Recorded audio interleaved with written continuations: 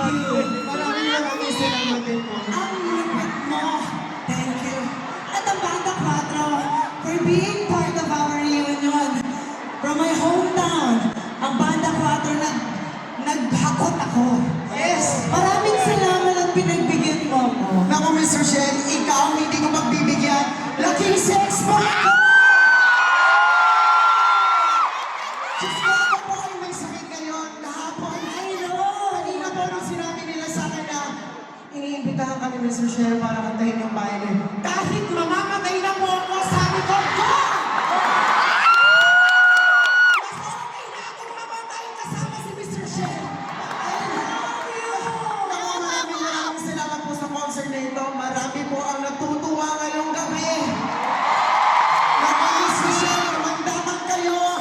Hindi po natin mawawala sa tao na kayo po ay nag-iwan ng legasiya dito sa Pilipinas. Kayo ang OG girl group, Mr. Shen! Kayo yan, marami pa! I love you, Mr. Shen! Sex bomb, I love you! Sabi ko, hindi ako iiyak ngayong gabi.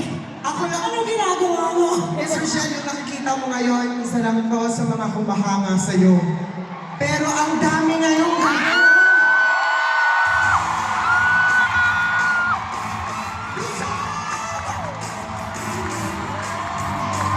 Nagkakwentuhan po kami ni Mr. Shen kanina. Akala nila, Ang aga nang dumating. yes, professional! Yeah!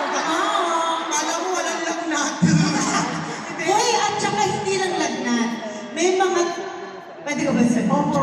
May mga trabaho siyang May mga trabaho po sana ako ngayon na ngayon. Kaso po, mas importante yung sex bomb eh.